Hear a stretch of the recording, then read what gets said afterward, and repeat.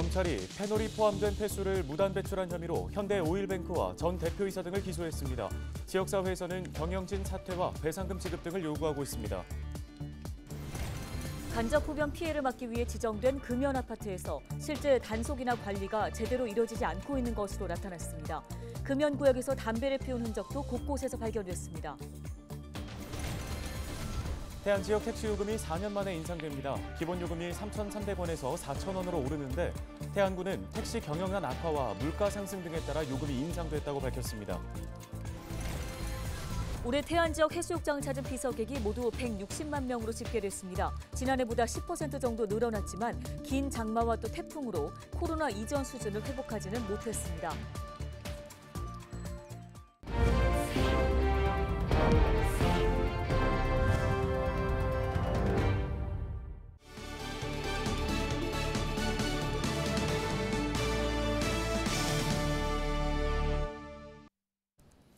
시청자 여러분 안녕하십니까? 헬로티비 뉴스입니다. 지난 1월 환경부가 현대오일뱅크에 페놀이 포함된 폐수를 배출한 혐의로 과징금을 부과해 논란이 있었는데요. 최근 검찰이 현대오일뱅크를 기소하면서 논란이 더욱 커지고 있습니다. 네, 취재 기자를 연결해서 보다 자세한 소식 들어보겠습니다. 정호석 기자, 먼저 검찰의 기소 내용부터 살펴볼까요? 네, 검찰은 지난 11일 현대오일뱅크 법인과 전 대표이사 등 8명을 기소했습니다. 이들은 유해물질인 페놀이 기준치 이상 포함된 폐수를 계열사 공장 등으로 무단 배출한 혐의를 받고 있는데요. 검찰 수사 결과 지난 2019년부터 3년간 오일뱅크가 서산 대산 공장에서 발생한 페놀과 페놀류가 포함된 폐수 33만 톤을 자회사인 현대 OCI 공장으로 배출한 것으로 드러났습니다. 또 검찰은 오일뱅크가 페놀 폐수를 현대케미칼 공장으로 배출했다고 덧붙였는데요. 오일뱅크의 폐수에서 페놀이 배출 허용 기준치의 약 2.5배, 페놀류가 기준치의 12배 이상 검출된 것으로 조사됐습니다. 검찰은 처리가 안 된 폐수를 다른 시설로 보내 재사용하는 것은 불법 배출에 해당한다고 판단했습니다. 또 지난 2017년부터 6년간 대산 공장에서 나온 페놀 오염수 130만 톤을 방지 시설을 통하지 않고 공장의 가스 세정 시설 굴뚝으로 증발시킨 점도 수사 결과 드러났는데요. 검찰은 현대오일뱅크 측이 약 450억 원의 폐수 처리장 신설 비용과 자회사의 공업용수 수급 비용 절감을 위해 폐수를 불법으로 배출한 것으로 보고 있습니다. 하지만 현대오일뱅크에서 강하게 반발하고 있어 치열한 법정 공방이 예상되는 상황입니다. 네, 지역사회의 반응은 어떻습니까? 네, 서산시의 환경오염 대책 특별위원회는 22일 기자회견을 열고 현대오일뱅크를 규탄했습니다. 먼저 위원회는 현대오일뱅크가 꼼수를 부렸다며 강하게 비판했는데요.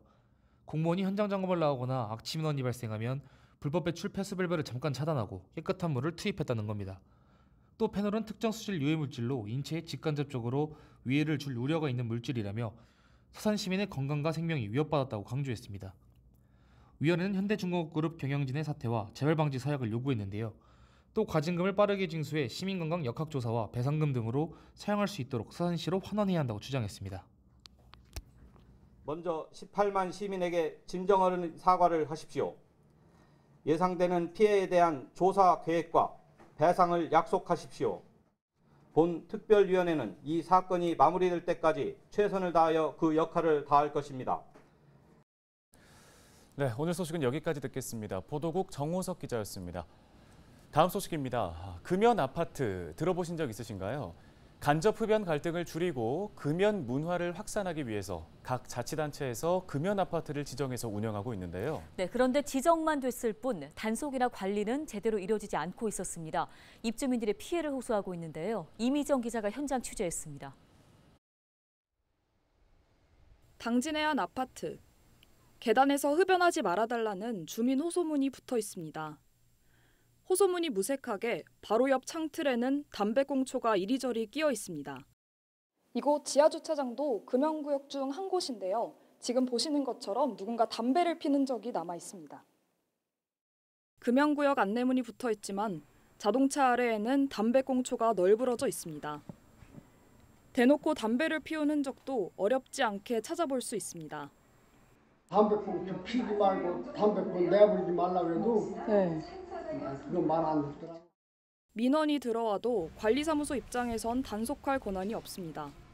담배 연기가 많이 난다고 일주일에 한 2번에서 3회 정도 연락이 와서 저희들이 할 수 있는 건 안내 방송을 해주는 그런 상황밖에 없습니다. 그런데 이 아파트, 입주민 과반이 동의해 지자체가 지정한 금연 아파트입니다.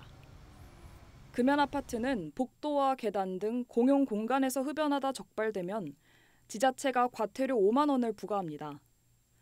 그런데 2017년 첫 금연 아파트 지정 이후 당진시 단속 실적은 6년째 한 건도 없습니다. 보건소 직원이 직접 단속하는 것이 원칙인데다 현장 적발만 가능해 현실적으로 단속이 불가능하다는 겁니다. 금연 지도원이 8명으로 항시 금연구역 아파트에만 지도 단속을 할 수 없는 실정이어서 즉시성을 요하는 과태료부가 있어서 적발상의 어려움이 있습니다. 게다가 간접흡연 피해가 큰 집안은 정작 단속구역에서 제외됐습니다.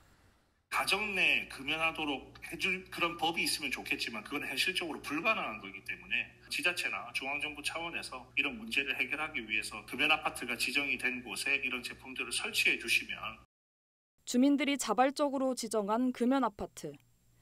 지자체도 손을 놓고 주민들의 자발적 참여에만 기대고 있어 이름만 금연 아파트가 되고 있습니다. 헬로티비 뉴스 이미정입니다. 태안 지역의 택시 요금이 4년 만에 인상됩니다. 태안구는 26일부터 택시 기본 요금이 3,300원에서 4,000원으로 인상되고 기본 거리는 1.5km에서 1km로 변경된다고 밝혔습니다. 또 거리 요금은 기존보다 약 6m 단축된 72m당 100원, 시간 요금은 1.8초 줄어든 20초당 100원으로 조정됩니다. 심야 할증은 밤 10시부터 새벽 4시까지로 기존보다 2시간 확대되며 할증률도 20%에서 30%로 인상됩니다. 태안구는 택시 경영난 악화와 물가 상승 등에 따라 택시 요금을 인상했다고 전했습니다. 올해 태안 지역 해수욕장 27곳을 찾은 피서객이 160만 명인 것으로 집계됐습니다. 이는 지난해보다 10% 정도 늘어났지만 코로나 이전 수준에는 못 미치는 수치인데요. 태안구는 기대보다 피서객이 크게 늘지 않았다며 그 이유로 긴 장마와 집중호우, 성수기에 발생한 태풍, 해외여행 증가 등을 꼽았습니다.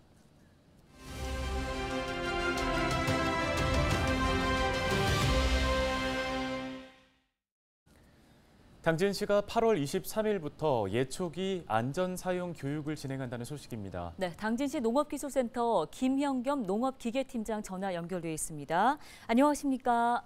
안녕하세요. 당진시 농업기술센터 농업기계팀장 김형겸입니다. 예, 먼저 이번 교육을 마련하게 된 특별한 이유가 있을까요? 네, 추석이 이제 한 달여밖에 남지 않았는데요. 추석 전 벌초 계획 세우신 분들 많으실 겁니다. 벌초 과정에서 사용하는 예초기는 크기는 작지만 빈번히 사고가 발생하며 사고 발생 시 크게 다치는 경우가 많아 취급에 각별한 주의가 필요합니다. 이에 당진시 농업기술센터는 매년 농업인 및 귀향객의 안전을 위해 추석맞이 예초기 안전사용 교육을 실시하고 있습니다. 네, 교육 관련해서 특별하게 중점을 둔 부분이 있을까요? 네, 이번 예초기 안전사용 교육은 사용 중 자주 발생하는 인사사고를 미연에 방지하고 원활한 작업이 이루어질 수 있도록 정비교육과 더불어 특히 작업자의 안전사용에 중점을 두고 추진할 예정입니다. 네, 끝으로 교육을 희망하는 분들은 그럼 어떻게 참여할 수 있을까요? 네, 이번 교육은 1:1 맞춤 교육으로 당진시 농업인이나 당진을 찾는 귀향객이면 누구나 교육을 받으실 수 있고요. 교육을 희망하시는 분들은 소유하고 있는 예초기를 직접 가지고 당진시 농업기술센터 농기계 교육관으로 방문해 주시면 됩니다. 예초기 안전사용 교육은 8월 23일을 시작으로 9월 22일까지 일요일을 제외하고 27일 동안 운영하며 오전 10시부터 오후 4시까지 실시합니다. 그리고 오시기 전 전화로 방문 일정을 미리 예약하시면 편리하게 교육을 받으실 수 있습니다. 네, 알겠습니다. 여기까지 듣겠습니다. 당진시 농업기술센터 김형겸 팀장이었습니다.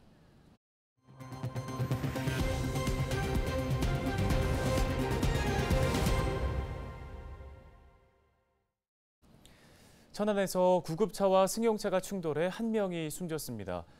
지난 21일 밤 10시 50분쯤 천안시 불당동의 한 교차로에서 환자를 이송 중이던 구급차와 승용차가 충돌한 건데요. 이 사고로 구급차에 타고 있던 70대 환자 보호자가 현장에서 숨졌습니다. 또 구급대원 3명과 환자 1명, 승용차에 타고 있던 2명 등 6명이 다쳐 병원에서 치료를 받고 있습니다. 경찰과 소방당국은 사고 차량의 블랙박스 등을 토대로 정확한 사고 경위를 파악하고 있습니다.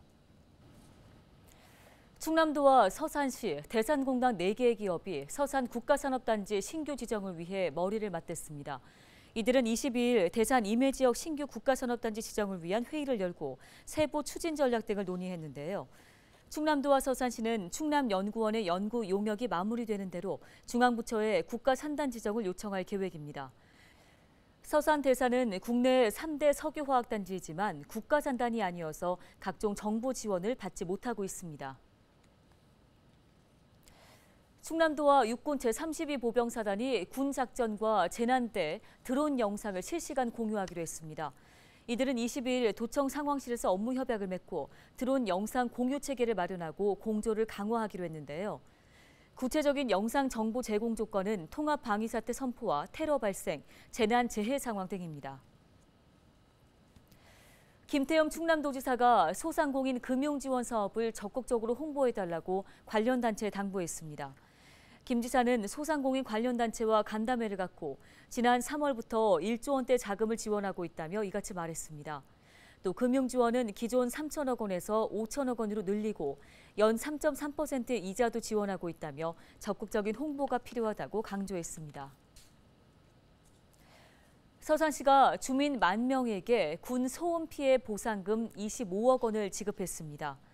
지급 대상은 지난해 1월 1일부터 12월 31일까지 소음 대책 지역에 주소를 두고 실제 거주한 주민들인데요. 금액은 소음 영향도에 따라 월 3만 원에서 6만 원까지입니다.